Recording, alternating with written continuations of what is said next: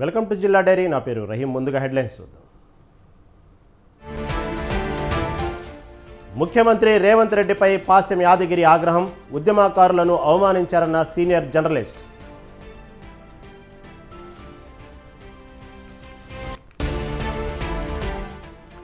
మంచిర్యాలలో BJP నాయకుల రాస్తా రోకో. గోదావరిపై వంతెన నిర్మించాలని డిమాండ్.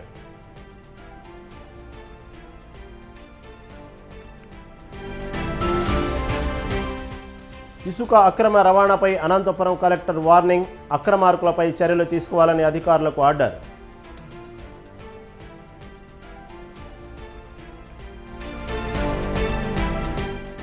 సిద్దిపేట జిల్లా దుబ్బాక చేనేత వస్త్రానికి గొప్ప గుర్తింపు. అయోధ్య రాముడికి లెనెన్ ఇక్కత్ వస్త్రం అలంకరణ.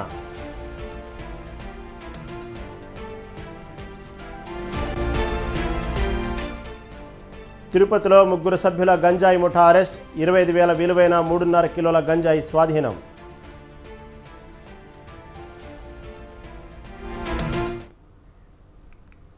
రైట్, ఇక డీటెయిల్స్కి వస్తే తెలంగాణ సీఎం రేవంత్ రెడ్డిపై సీనియర్ జర్నలిస్టు పాసెం యాదగిరి విరుచుకుపడ్డారు.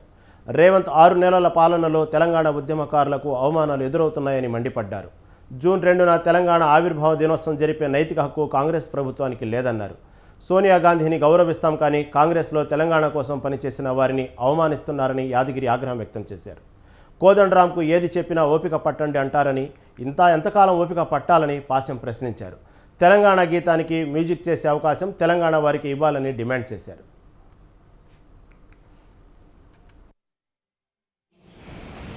ఎక్కడున్నారు వాళ్ళు? ఆ ఎంపీ లేరు, పొన్నవేడి, అంజన్ కుమార్ యాదవ్ వేడి, వాళ్ళకి నైతిక హక్కు ఉంది, మీకు లేదు. మీరు దొంగల సద్దులు మోసుకుంటే వాళ్ళతోటే కూర్చున్నారు. సోనియా గాంధీని మేము గౌరవిస్తాం, ఆ పున్నమ్ము, అంజన్ కుమార్ యాదవ్ వీళ్ళందరూ గౌరవిస్తాం. వాళ్ళకి ఎక్కడున్నారు? 41 మంది ఎమ్మెల్యేల సంతకాలు సేకరించి సోనియా గాంధీకి ఇచ్చారు. చిన్నారెడ్డి, పీజనార్దన్ రెడ్డి. పీజనార్దన్ రెడ్డి వైద్యం రాకుండా చేసి చంపేసారు. చిన్నారెడ్డిని అవమానించారు, టికెట్ కూడా ఇవ్వలేదు.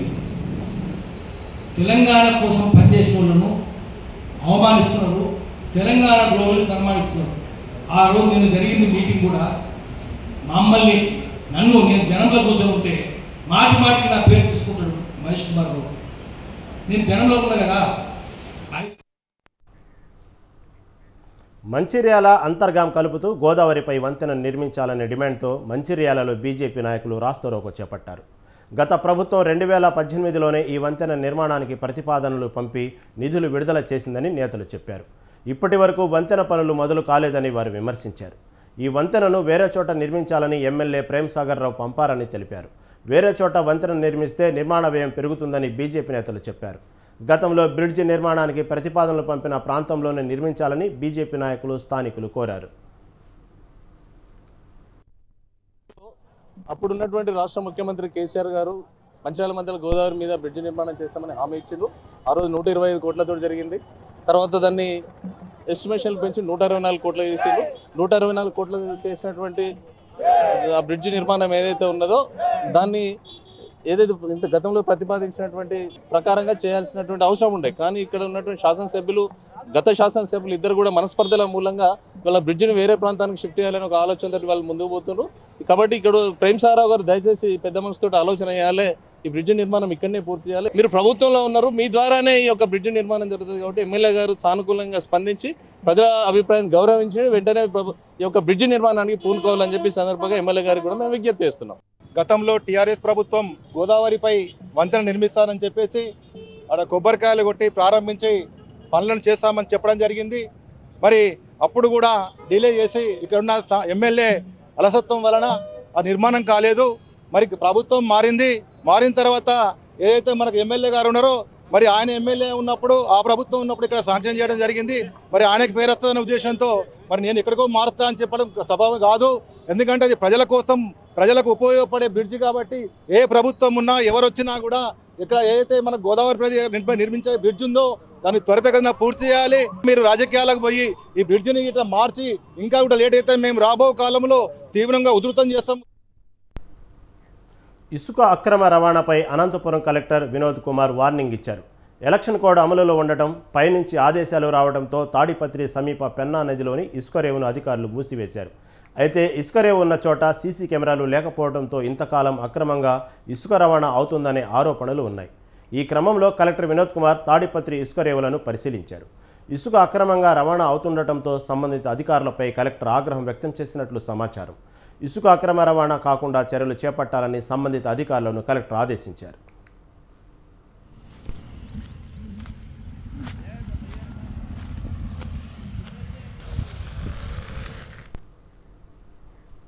పశ్చిమ గోదావరి జిల్లా పెంటపాడు మండలం రావిపాడులో సైనిక ఉద్యోగి ప్రభుత్వం కేటాయించిన స్థలంలో అంబేద్కర్ విగ్రహం ఏర్పాటు ఉద్రిక్తతకు దారితీసింది.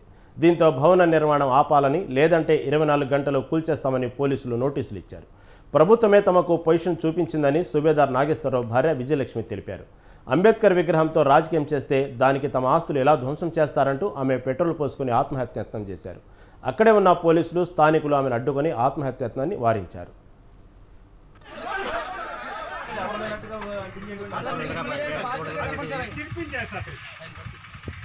ఆర్మీ కోటాలో మాకు 5 సెంట్ల స్థలం కోసం ప్రభుత్వానికి అర్జీ పెట్టుకోగా 2021లో పెట్టుకున్నామండి.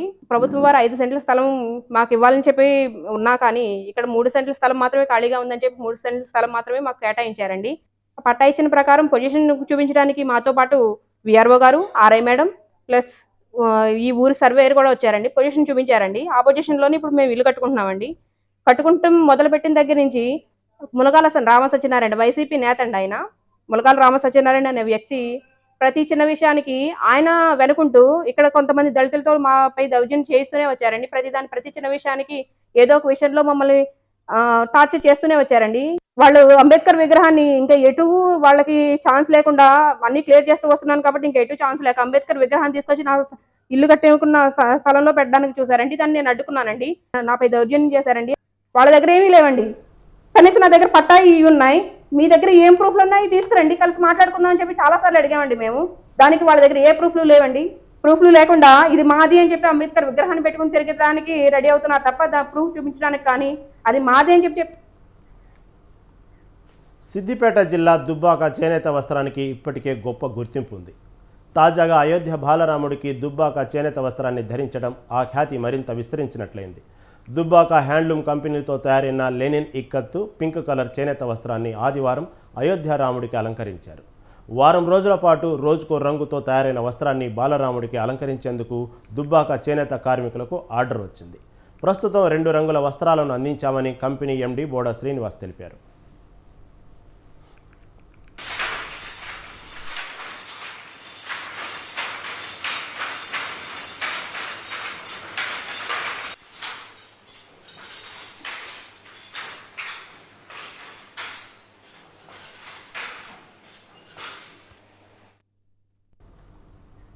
భూపాలపల్లి జిల్లాలో అమ్మ ఆదర్శ పాఠశాల కార్యక్రమాన్ని జిల్లా కలెక్టర్ భవేష్ మిశ్రా పరిశీలించారు.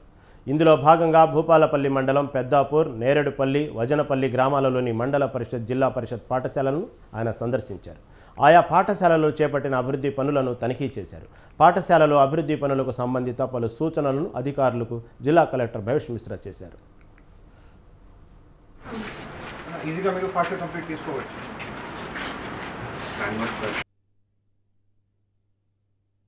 చేశారు. ఫ్లోరింగ్ మొత్తం అయిపోయింది సార్, చూపించండి నాకు.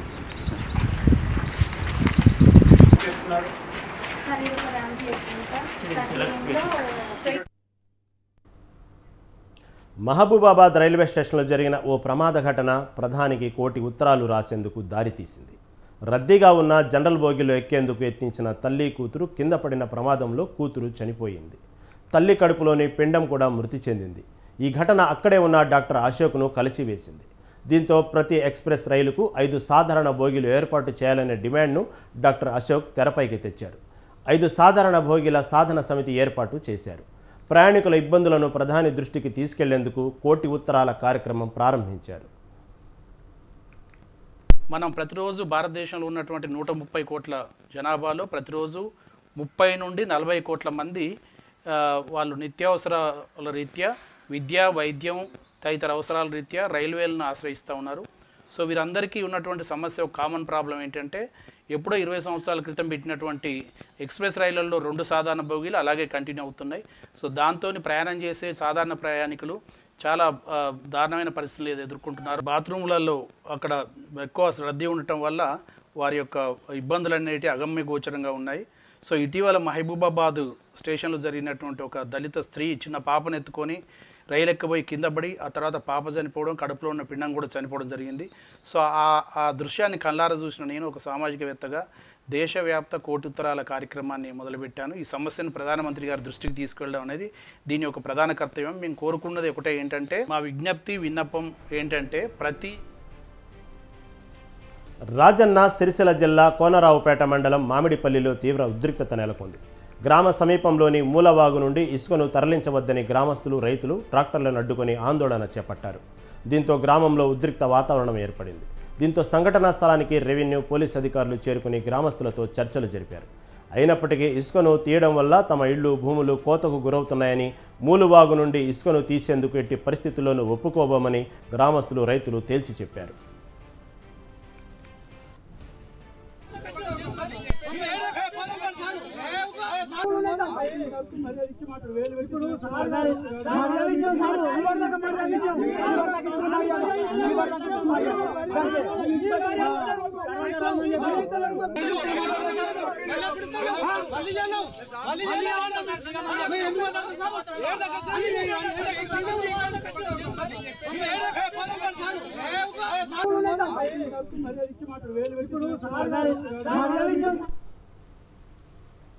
ములుగు జిల్లా తాడ్వాయి మండలం మేడారం సమ్మక్క సారలమ్మ గద్దెల ముఖద్వారం ముందు పూజారులు నల్ల బ్యాడ్జీలతో ధర్నా చేపట్టారు. వరంగల్ సెంట్రల్ జైలు ఎదుట మేడారం ఆలయం పేరిట కేటాయించిన స్థలంలో నిర్మించిన ధార్మిక భవన వివాదంలో వారు ఆందోళనకు దిగారు. గద్దెల ప్రధాన గేటు ముందు పూజారులు నిరసనకు దిగటంతో దేవాదాయ అధికారులు దారి మార్చారు. దీంతో భక్తుల దర్శనాలు యథావిధిగా కొనసాగాయి. తమ నిరసనకు స్థానిక వ్యాపారులు, భక్తులు, ప్రజా సంఘాలు మద్దతు తెలపాలని పూజారుల సంఘం అధ్యక్షుడు జగ్గారావు కోరారు.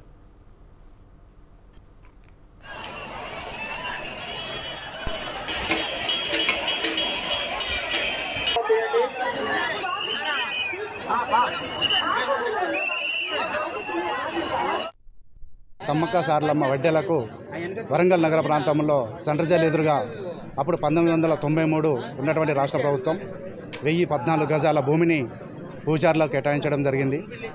గత 30 సంవత్సరాల నుండిగా దాన్ని కాపాడుకుంటూ వస్తున్నాం. గత సంవత్సరం 2 సంవత్సరాల క్రితం 3 కోట్లతోటి భవన నిర్మాణం జరిగింది. మరి మేడారం దేవస్థానం నుండి ₹1 కోటి, అలాగే భద్రకాళి దేవస్థానం నుండి ₹1 కోటి, తర్వాత రామలింగ సొసైటీ మడికొండ నుండి ₹1 కోటి, 3 కోట్లతోటి 5 అంతస్తుల భవన నిర్మాణం జరిగింది. మరి ఆ భవనంలో స్థానికంగా ఉన్నటువంటి భద్రకాళి దేవస్థానం యొక్క పూజారులు వేద పాఠశాల అని పేరు పెట్టి మరి 18 మంది విద్యార్థులతోటి ఆ భవనాన్ని అక్రమంగా సొంతం చేసుకుని కుట్ర జరుగుతుంది. అది మేడార పూజారులకు కేటాయించినటువంటి ఆ భవనం, ఆ భూమి మరి స్థానికంగా ఉన్నటువంటి భద్రకాళి అక్రమంగా రవాణాకు గురి చేయాలనే ఉద్దేశంతో వేద పాఠశాల పెట్టడం జరిగింది. ఇప్పుడు ఉన్నటువంటి ఆ 18 మంది విద్యార్థులతో జరిగేటువంటి వేద పాఠశాలను తొందరగా వీలైనంత వరకు.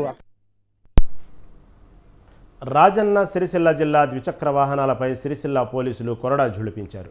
జిల్లాలో అధిక శబ్దం చేసే 86 ద్విచక్ర వాహనాల సైలెన్సర్లను రోడ్డు లోరలతో తొక్కించి ధ్వంసం చేశారు. అనంతరం పోలీస్ సైరన్ వినియోగించే 5 వాహనాలను సీజ్ చేశారు.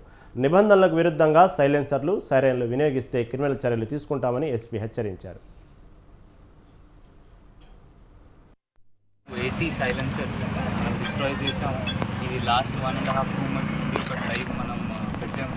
మళ్ళీ ఎవరైనా బుల్లెట్ వెహికల్స్కి ఎక్స్ట్రా మోడిఫై చేసి సైలెన్సర్ వాళ్ళ సౌండ్ పొల్యూషన్ క్రియేట్ చేస్తున్నారు. వాళ్ళపైన కొంతమంది పైన కేసు కూడా నమోదు చేసాం.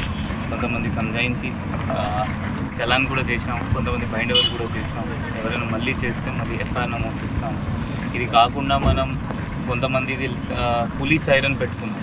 దాదాపు జిల్లాలో లాస్ట్ 2 monthsలో మనం 10 వరకు 10 పోలీస్ సైరన్ పట్టుకున్నాము. వాళ్ళపైన చిట్టింగ్ కేసు 420లో కూడా కేసు నమోదు చేసాము. సో ఎవరైనా అట్లా ఇల్లీగల్ యాక్టివిటీ చేస్తే పోలీస్ వాళ్ళకి వదలరు. సో మీరు కూడా అందరు ప్రజలు అట్లయినా ఏమైనా ఇన్ఫర్మేషన్ దగ్గర మీద. రంగారెడ్డి జిల్లా ఇబ్రహీంపట్నం పెద్ద చెరువులో ఓ యువకుడు గల్లంతయ్యాడు. ప్రమాదవశాత్తు జారిపడిన యువకుడిని ఆగపల్లి గ్రామానికి చెందిన 22 ఏళ్ల పూజారి భరత్ చంద్రగా గుర్తించారు. యువకుడి గల్లంతు సమాచారం అందుకున్న పోలీసులు హుటాహుటిన ప్రమాద ఘటనా స్థలానికి చేరుకున్నారు. యువకుడు భరత్ చంద్ర కోసం పోలీసులు, అగ్నిమాపక సిబ్బంది, గజ ఈతగాళ్లు గాలింపు చేపట్టారు.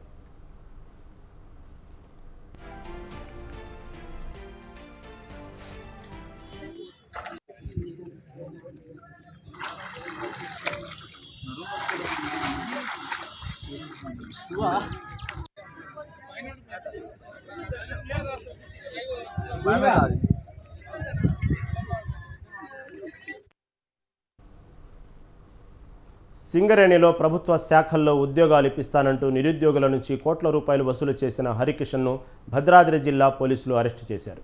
3 ఏళ్లలో సుమారు 4.5 కోట్ల రూపాయలకు పైగా హరికిషన్ వసూలు చేసినట్లు విచారణలో వెల్లడైనట్లు సమాచారం. ఈ దందా కోసం వివిధ ప్రాంతాల్లో హరికిషన్ ఏజెంట్లను నియమించుకున్నట్లు తెలుస్తోంది.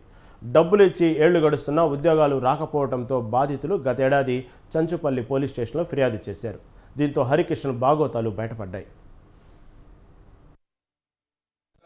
చుంచుపల్లి పోలీస్ స్టేషన్ పరిధిలో పోయిన సంవత్సరం 19/5/2023 రోజున కుక్కల పవన్ కుమార్ రామాంజనేయ గారి సాఫ్ట్వేర్ ఉద్యోగి యొక్క ఫిర్యాదు మేరకు తెలంగాణ రాష్ట్రం మొత్తం కలిసి ఒక 40 మంది బాధితులు, సుమారు 70 మంది బాధితులు మొత్తం కూడా రాష్ట్ర వ్యాప్తంగా ఉండడం జరిగింది. ప్రధాన నిందితుడు దాసు హరికిషన్ ఇతను గత 3-4 సంవత్సరాల నుంచి నిరుద్యోగుల దగ్గర నుంచి సుమారుగా 4 కోట్ల వరకు. ఉమ్మడి కరీంనగర్ జిల్లాలో ఓ యువకుడికి దిమ్మ తిరిగే షాక్ తగిలింది. బ్యాంకు నుండి మెసేజ్ వచ్చిందని లింక్ ఓపెన్ చేస్తే ఖాతాలో ఉన్న సొమ్ము ఖాళీ అయింది. పెద్దపల్లి జిల్లా గోదావరి ఖనిలో చికెన్ సెంటర్ నిర్వాహకుడు దేవేందర్కు యూనియన్ బ్యాంకు నుండి మెసేజ్ రావడంతో ఓపెన్ చేసి చూసి ఫోన్ పక్కన పెట్టేశాడు. కొద్దిసేపటికే దేవేందర్ బ్యాంకు ఖాతాలో 9,60,000 రూపాయలు ట్రాన్స్ఫర్ అయినట్టు మెసేజ్ వచ్చింది. హుటాహుటిన వెళ్లి సంబంధిత బ్యాంకు మేనేజర్ను సంప్రదించగా ఖాతాలోని సొమ్ము ఫ్రాడ్ జరిగినట్లు చెప్పారన్నారు. సైబర్ మోసగాళ్లు పంపించే మెసేజ్లు, బ్యాంకు వారు పంపించే మెసేజ్లు ఒకటేలా ఉండటంతో మోసపోయినట్లు చెప్పారు. దీనిపై Godavari Khani cyber crime police స్టేషన్లో ఫిర్యాదు చేయగా విచారణ జరిపి న్యాయం జరిగేలా చూస్తామని హామీ ఇచ్చినట్టు చెప్పారు. ఈరోజు మధ్యాహ్నం 12:45 నాకు వాట్సాప్లో ఒక యూనియన్ బ్యాంక్ నుంచి ఏపీకే ఫైల్ వచ్చింది. దాన్ని ఓపెన్ చేసి సరికి డౌన్లోడ్ అనేసరికి నేను బ్యాంకు తిరిగి దాన్ని కడిగేసి ఉంచాను. సాయంత్రం 5:58 నా అకౌంట్లోకి వచ్చి 9,60,000 ఫ్రాడ్ జరిగిందని తెలిసింది. వెంటనే బ్యాంక్ మేనేజర్కు కాల్ చేశాను.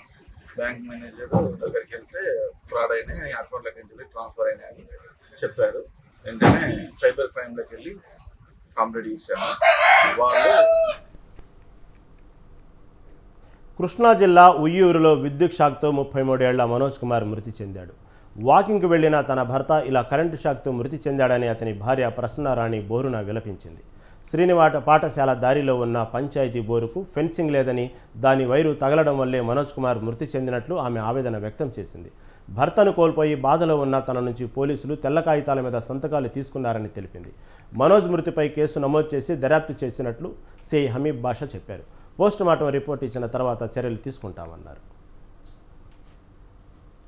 ఏజీకే నగర్లో ఉన్న రాత్రి 9 సమయంలో మనోజ్ అనే వ్యక్తి 32 సంవత్సరాల వ్యక్తి అక్కడ ఉన్న మోటార్ పంపు దగ్గర కూర్చోవడం వల్ల కరెంట్ షాక్ తగిలి చనిపోయాడని చెప్పేసి మనకి ఫిర్యాదు వచ్చింది. దానిపైన మేము కేసు నమోదు చేసి ఇన్వెస్టిగేషన్ చేస్తున్నాం. పిఎంఏ అంతా కండక్ట్ చేసి ఇన్వెస్టిగేషన్ జరిగిన తర్వాత పిఎం కండక్ట్ చేసి వచ్చే మినిట్స్ పైన మేము యాక్షన్ తీసుకుంటాం. నిన్న నైట్ శ్రీనివాస్ కాలేజ్ రోడ్లో మరి వాకింగ్ అని చెప్పి అటు సైడ్ వెళ్ళాడు. వాకింగ్ అని వెళ్ళి అక్కడ పంచాయతీ బోర్ ఒకటి ఉందమ్మా, దానికి ఎటువంటి ఫిక్సింగ్ లేదు. దాని నుండి కరెంట్ ఎర్త్ అవుతుందని 4 సార్లు కంప్లైంట్ ఇచ్చారు అక్కడ ఉన్న యూత్, కానీ ఎవరు ఏం పట్టించుకోలేదు. నా భర్తకు ఆ విషయం తెలియక అటు వెళ్ళాడు. ఆ బోర్ దగ్గర కొంచెం అలా కూర్చునే వరకు బాగా కరెంట్ ఎర్త్ అయిపోయి అక్కడికక్కడే స్పాట్ డెడ్ అయిపోయాడు. నా కుటుంబాన్ని, నా భర్త నేను కోల్పోయాను. ఇక్కడ నాకు ఎటువంటి న్యాయం జరగడం లేదు. పోలీసులు కానీ కూడా మరి నా దగ్గర నేను ఎంత బాధలో ఉంటే నా నుంచి ఒట్టి కాగితాల మీద సంతకాలు చేయించేసుకొని మరి వాళ్ళకి ఇష్టం వచ్చిన మ్యాటర్ రాసేస్తున్నారు. తూర్పుగోదావరి జిల్లా నిడదవోలులో డంపింగ్ యార్డ్లో అగ్ని ప్రమాదం జరిగింది. ఒక్కసారిగా మంటలు ఎగిసిపడ్డాయి. హోలీ క్రాస్ కమ్యూనిటీ కాలేజీని దట్టమైన పొగలు కమ్మేశాయి. దీంతో శ్వాస అందక ప్రజలు ఇబ్బందులు పడుతున్నారు. మంటలను అదుపు చేసేందుకు అగ్నిమాపక సిబ్బంది శ్రమిస్తున్నారు. పొగలలో చిక్కుకున్న వారిని హోలీ క్రాస్ కమ్యూనిటీ కాలేజ్ సిబ్బందిని రక్షించారు.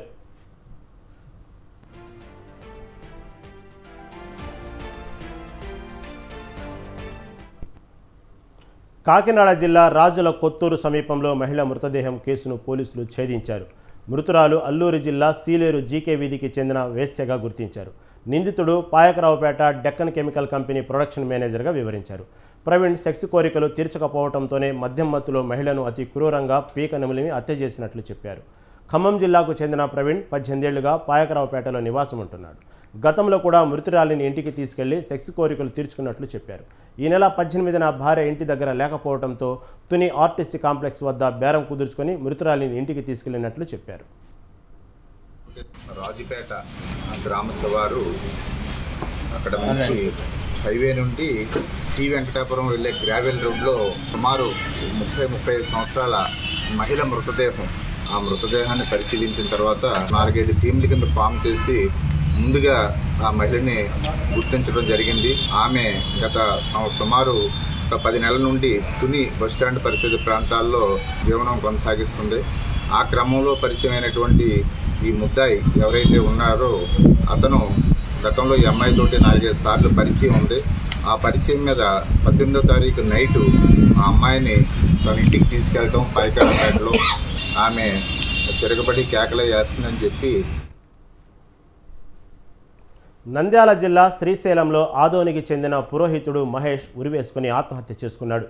శ్రీశైలం లింగాయత్ సత్రంలో మహేష్ ఉరివేసుకున్నాడు. ఉదయం నుండి మహేష్ రూమ్లో నుండి బయటకు రాకపోవడంతో సత్రం నిర్వాహకులు శ్రీశైలం పోలీసులకు సమాచారం ఇచ్చారు. పోలీసులు తలుపులు తెరిచి చూసేటప్పటికే మహేష్ ఉరివేసుకుని మృతి చెందాడు.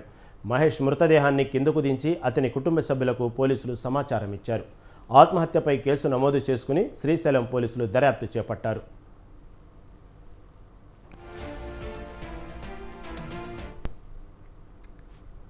తిరుమల శ్రీవారిని వెల్లంపల్లి శ్రీనివాస్, ఉషశ్రీ చరణ్, ఎంపీ మాధవి, ప్రభుత్వ విప్ ప్రసాదరాజు, ఆటో సందీప్, రఘోత్తమరెడ్డి వేరువేరుగా దర్శించుకున్నారు. వారికి ఆలయం అధికారులు స్వాగతం పలికి దర్శనం ఏర్పాట్లు చేశారు. దర్శనం అనంతరం ఆలయ వెలుపల ఉషశ్రీ చరణ్ మాట్లాడుతూ ఆంధ్రప్రదేశ్కు జగన్మోహన్ రెడ్డి మళ్లీ ముఖ్యమంత్రి అవ్వాలని, అంతా మంచి జరగాలని స్వామివారిని ప్రార్థించానని తెలిపారు. శ్రీవారి దర్శనం అనంతరం వీఐపీలకు వేద పండితులు వేదాశీర్వాదం చేశారు. అధికారులు తీర్థ ప్రసాదాలు అందజేశారు.